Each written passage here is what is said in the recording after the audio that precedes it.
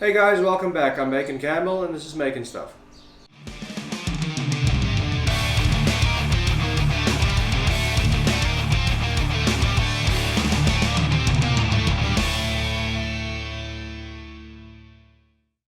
So since I uploaded my last video, I have gotten a great deal of advice and guidance from my new friend Dara Connolly, which I mentioned in a previous video. We had such a long back and forth chat on Facebook that I think my wife suspected I was having an affair. But he basically showered me with so much information and I am eternally grateful. Some of that I'm going to share with you in this video and some of it I will address in later videos as I get to those processes. Once again, thank you very much Dara, I really appreciate it.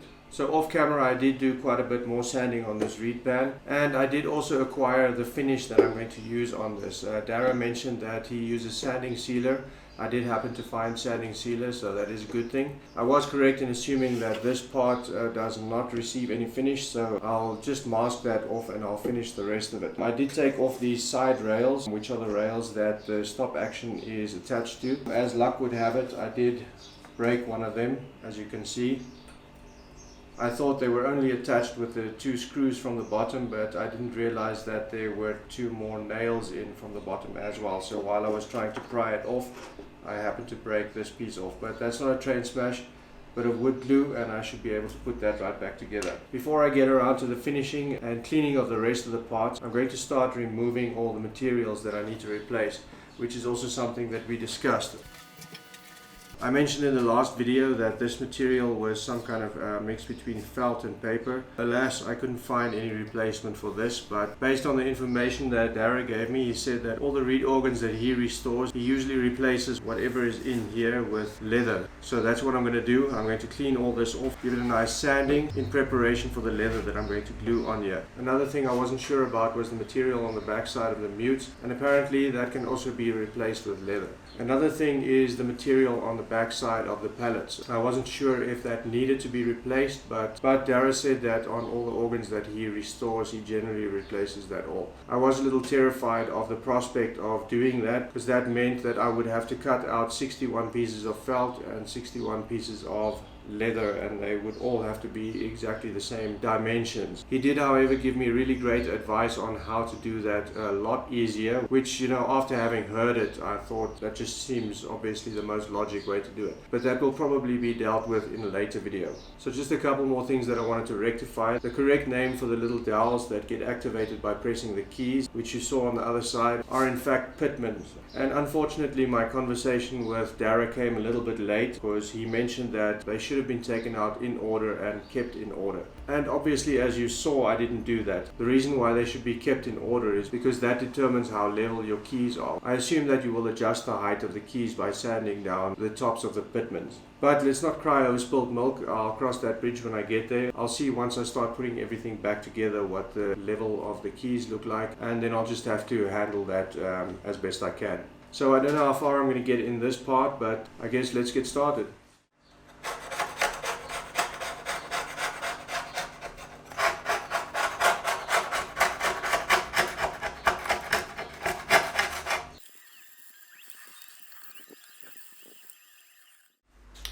Okay, so I just realized that I totally forgot to get back to those metal parts that I put in the solution in the last video. And it's been 3 days now. So let's have a look, see how that turned out. Well, that doesn't look like it really did much. Let me get one of the other ones and have a look. I can't really see any difference. However, whatever dirt was on it is obviously off now, but it hasn't done much more than that. Let me look at one of these. Not that much of a difference either. There's still a little bit of dirt and what looks like rust on here.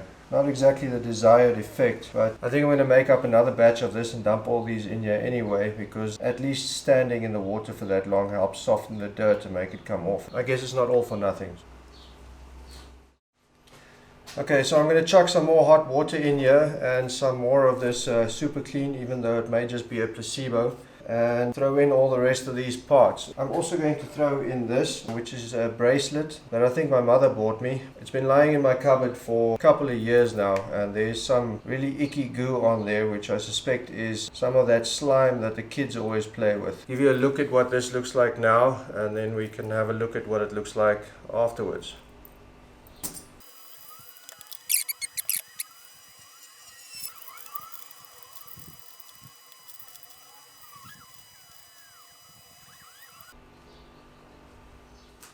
Okay, so let's move on to the mute.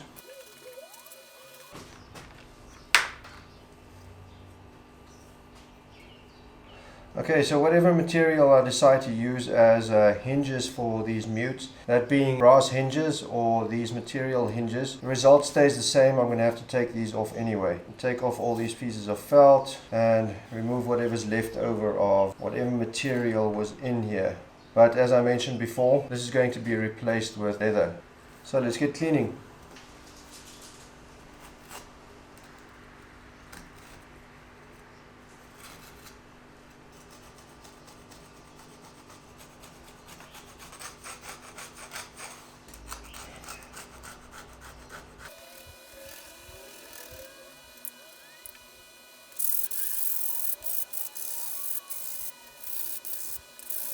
Whatever was on the back side of this material seems like it may be rubber, because while sanding it I get the smell of burning rubber.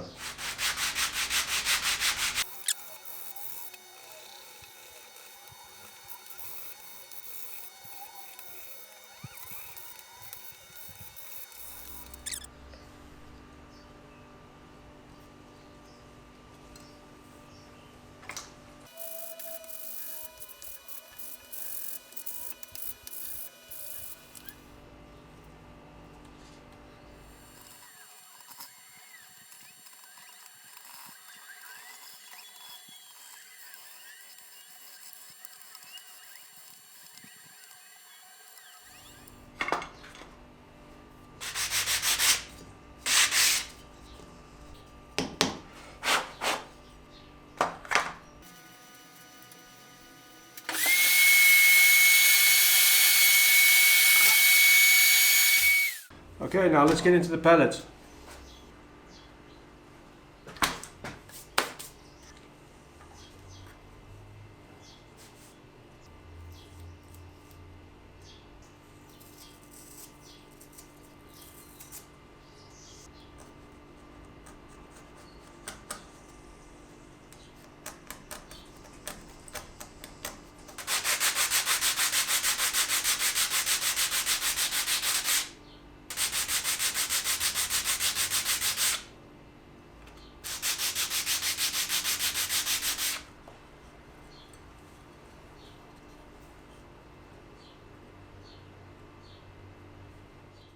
So before I get too far into this, I just want to take a couple of measurements, because I'm going to need those when I start replacing these. Now, for those of you who don't know, I also didn't. At the bottom against the pallet is a piece of felt, and on top of that is a piece of very thin leather. So I just got back from the leather shop and I happened to find this pigskin. It's the softest, thinnest leather that I could find, and I'm hoping that this is going to do the job for me. I haven't been able to find the kind of leather that I need for the mutes, but there is another leather shop in town that I'm going to be visiting maybe later today or tomorrow.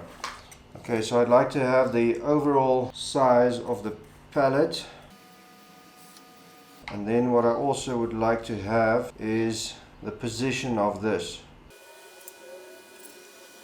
Okay, so by taking the measurement here, you can see that's roughly 127 millimeters. So that is going to be the size of these.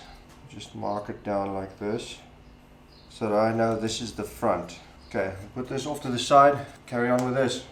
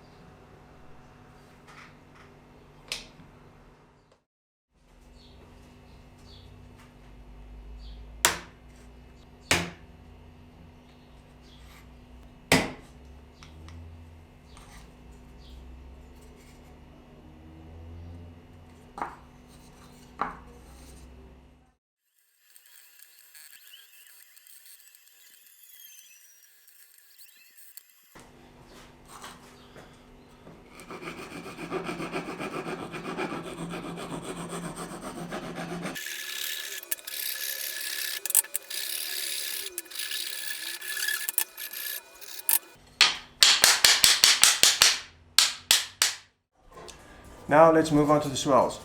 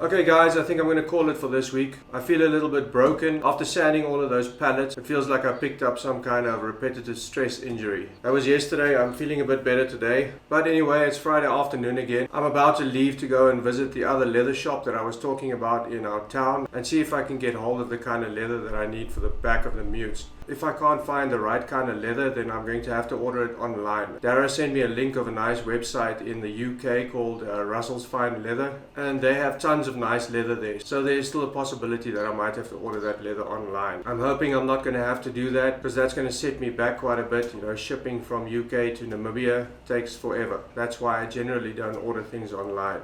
Between that and the transport costs, it's usually just not worth it. But things are moving on and I'm starting to see a light at the end of the tunnel. I'm pretty sure I'm not even halfway through this project, so there's still a lot to come. But I hope you're enjoying it. If you are and you're new to this channel, you might want to think about subscribing. As hard as this project is, I'm dead set on getting it finished and putting as much of it as I can on my YouTube channel. For those of you that have been subscribed to my channel for a long time, I know this is once again something totally different to what you're used to. But I hope you'll stick around.